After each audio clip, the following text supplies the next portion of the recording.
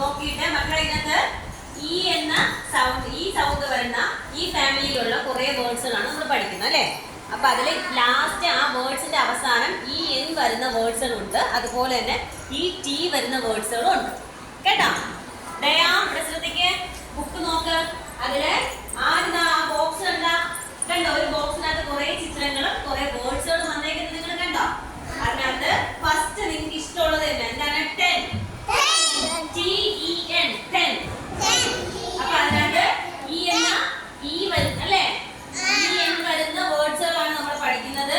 അതിൽ നോക്ക്, അടുത്ത് നോക്ക്, പെൻ. പെൻ.